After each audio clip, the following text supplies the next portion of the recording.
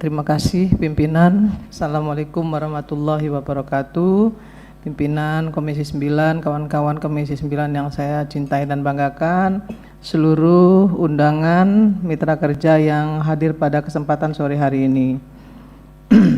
Hari ini kan kita mau bicara bagaimana menyelesaikan kasus-kasus yang sudah terjadi, yang selama ini mohon maaf seperti jeruk makan jeruk tertutupi terus-menerus, ya. Paradigma berpikir elitis dari para dokter terutama membuat semua kasus tidak bisa terungkapkan secara jelas dan tidak bisa diselesaikan karena saling tutup menutupi. Alasannya supaya masyarakat jangan sampai tidak percaya sama dokter. Nah, ini justru lebih gawat lagi nih, ya. Percaya sama dokter cabul, percaya sama dokter yang tukang perkosa, tukang gerayang-gerayang, tukang baling, tukang peres, tukang macam-macam. Kan ini masalahnya. Hari ini kita mau bicara itu ya Pak, ini Pak Menteri dan dari Dikti juga nih. Nah, saya bersyukur sekali nih Pak Dikti nih mau hadir nih hari ini dengan Pak Menkes, duduk bersama, harusnya akur. Dan nggak boleh nggak akur, jangan kedepankan ego sektoral masing-masing. Kita mau benerin nih tata kelolanya, Pak Menteri ini mau benerin, Pak Menteri Kesehatan mau benerin nih. Saya dukung 100%. Yang pertama saya ingin sampaikan harusnya ada koordinasi yang konstruktif. Tadi kalau adik saya Pak Edi tadi sudah menyampaikan begitu runut semua yang terkait dengan apa namanya struktural, ya.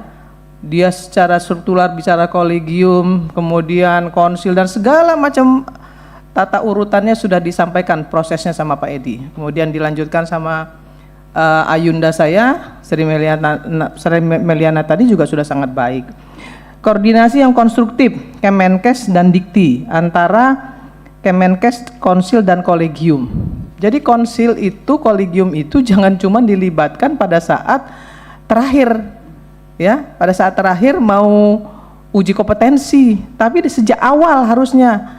Dan mereka harus ada di dalam harus ada di dalam komite koordinasi pendidikan atau Komkordik, sehingga tanggung jawab moralnya itu tidak hanya ada di Dikti tapi di Kemenkes juga ada, ya. Jadi kolegium dan konsil harus dilibatkan Pak Dikti, nggak boleh juga cuma Dikti doang.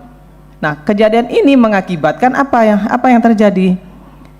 Dokter yang sudah lulus, anak-anak sekolah kedokteran yang sudah lulus dari UGM, dari UI misalnya, tiba-tiba ikut ujian kompetensi bisa sampai 7, 8 kali, 9 kali, 10 kali baru lulus. Ini apa-apaan? Ya, ini mempermalukan fakultas kedokteran loh Pak Dikti. Ini main-main apa ini? Permainan macam apa ini gitu? Ini menurut saya ini hengki-pengki nih. Masa 7 kali sampai 9 kali orang nggak lulus-lulus gitu, padahal dia sudah lulus dari universitasnya masing-masing. Kecuali universitasnya, mohon maaf, fakultas kedokterannya abal-abal. Nah, makanya Dikti jangan juga mengobral izin pembangunan universitas kedokteran yang abal-abal, yang keluarannya tidak bisa dipertanggungjawabkan kualitasnya. Cukuplah, jangan lagi bikin-bikin fakultas kedokteran yang misalnya tidak berkualitas. Jangan juga beri izin sekolah perawat, sekolah bidan yang abal-abal di seluruh Indonesia, sehingga ketika harus dikirim ke luar negeri nggak laku.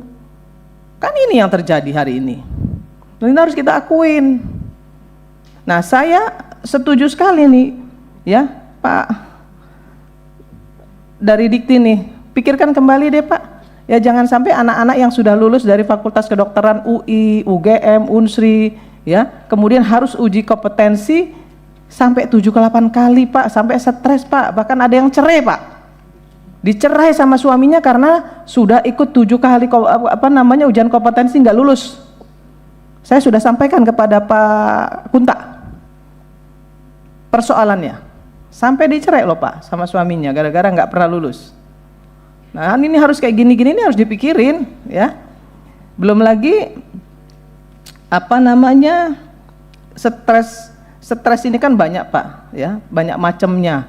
Tekanan-tekanan yang terjadi ini banyak macamnya, yang membuat kemudian terjadinya bullying, terjadinya perkosaan, gerayangan dan lain segala macam.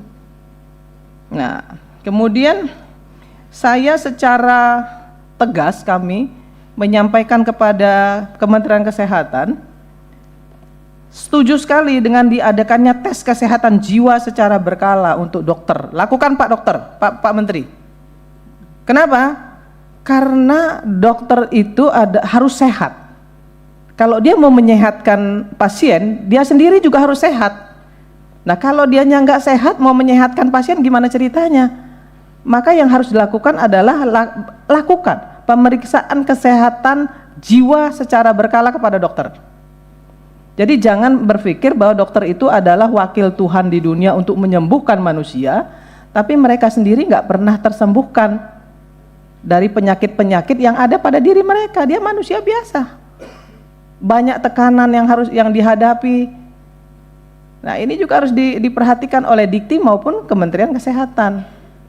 Jadi saya pribadi, saya dari Nasdem mendukung, lakukan uji kesehatan secara berkala, uji kesehatan mental secara berkala kepada semua dokter. Terjadinya praktek bullying secara fisik, verbal, karena dokter harus sehat, ya, baru menyehatkan orang lain.